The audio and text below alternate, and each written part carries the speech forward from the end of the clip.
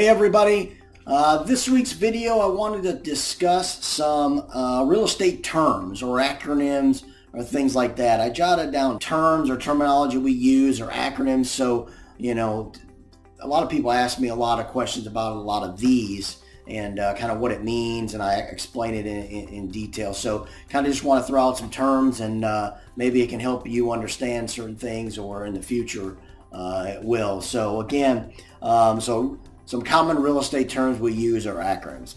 All right, so we typically use the term DD. So that usually stands for due diligence. And I have also due diligence period on here. So let's talk about due diligence. Due diligence money is a seller would typically ask for due diligence money, which is a non-refundable amount. Here in Jacksonville, Aronzo County area, you're talking 200, 500. Sometimes you'll see 1,000 depending on price point of house, but generally speaking, it's about 200 to 500 bucks.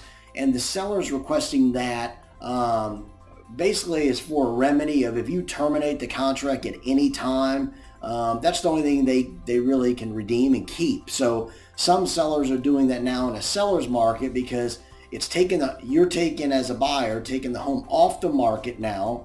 So that home can't get any more showings. And if you terminate 3 weeks in or whatever, that seller has lost 3 weeks on the market, missed a bunch of buyers already. So the only remedy for them is to keep due diligence money. So they're doing that more often than not now, right?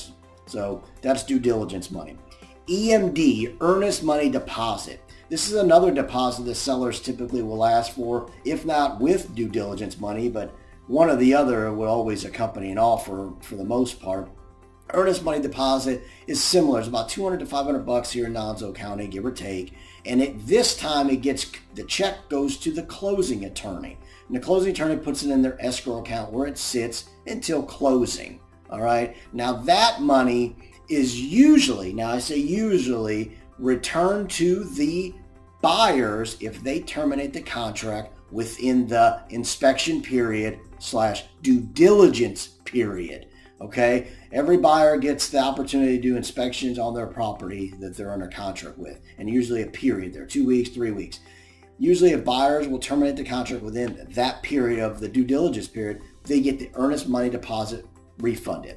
Sellers don't have to do that though. I think some agents don't realize that, and they tell their buyers, oh, you're going to get your EMD back if you terminate. I had one specifically agent who, their client didn't get their EMD back because they waited till the last minute of the day to terminate after we agreed to do the repairs and pay for them and everything. So they just wanted to back out, which was, their prerogative. They could do that. And the sellers decided they were not going to return the EMD. So if they can't agree on where that EMD goes back to the buyer, or the buyer says, hey, let's split it with the seller or whatever, it just will sit in escrow. I think it's for a year, and then it gets forfeited over to the state of North Carolina, where they disperse it however they want. So again, EMD is normally refundable, but not always. So keep that in mind as a buyer. All right, due diligence period. I kind of covered that a little bit. Due diligence period is your inspection period is what I call it, okay?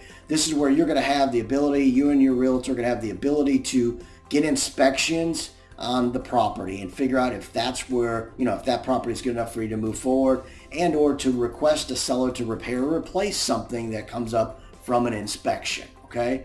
That's a whole nother story, a whole nother video about that process and how that goes, but that's what a due diligence period is. All right.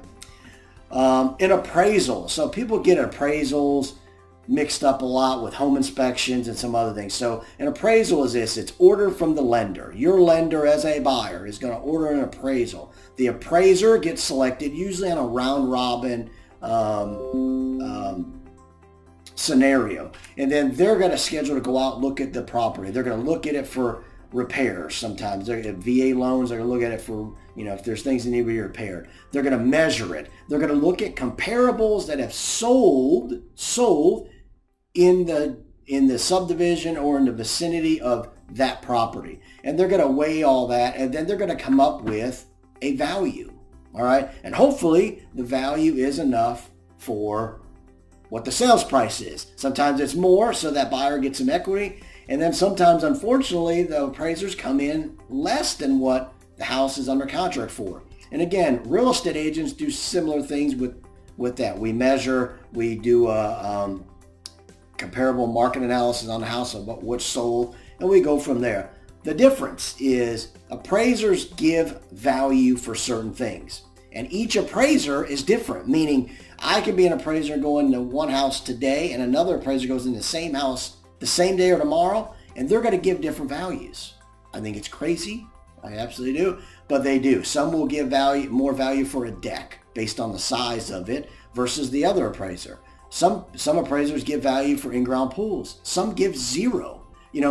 There's no standard there. So sometimes bear with your agent. If we say, hey, we think this property should be listed here, we're going off best we can on what is sold similar to your property in the neighborhood. All right. And sometimes we may say, hey, look, I'm giving value to that pool of 10 grand.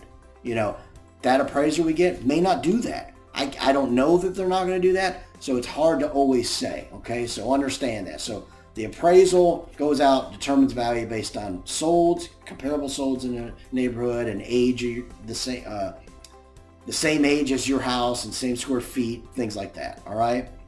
And it's ordered by the lender. All right. Make sense? All right. Let's go over commission real quick. So commission, a lot of times people ask, how's that broken down? So commission is what we get paid to sell a property or bring a buyer to a property. That's all real estate agent gets paid. So we're independent contractors that work off commission. So that's why our time is very important sometimes is, if we're going to take people to go look at houses, if they're a buyer, they need to be pre-qualified because you don't want to spend 2-3 days a week. Some buyers will be with them a week and then go to find out they can't even buy a house. So you waste a whole week of no pay or no pay coming in 30 days. Remember, for realtors, we put you under contract today, we're not getting paid for 30, 40 days, okay? So again, it's very important from the commission piece so you understand it. But commission is broken down for this. It's the sales price versus whatever the commission is. If it's 6%, then it's 6% total of that sales commission, all right? Now, that commission is always split with that realtor's firm. Now, each real estate agent negotiates their commission split within their firm. If you're a top producing agent, you usually get most of your commission. If you're a just starting agent, you may get a 50% of that commission. So if you're making, if you know you're getting 3% commission on a sale of $100,000, which says $3,000, right? And you're 50% split with your firm, just think that agent's going to get $1,500 minus a franchise fee too from the firm. Of usually about 6% of that will come off that $1,500. So hopefully that makes a little sense of how the commission breakdown goes. There's a lot more to the commission if you dual side things, you list it and bring a buyer, things like that. But I'll get into that in some future videos. But just want everybody to know commission is what all realtors are or under, and it is a commission-based business and we're independent contractors. So a lot of people don't really understand that. They think maybe we make some money and we work for the company itself and get a salary, which we don't. I think car salesmen can get in there and they make a salary, and then when they get commission on a sale, they lose some of that. They have to pay back some of that salary, something like that. But anywho, hopefully some of these terminology and acronyms helped you understand kind of what they mean. And you guys have a great weekend. Until the next video, take care.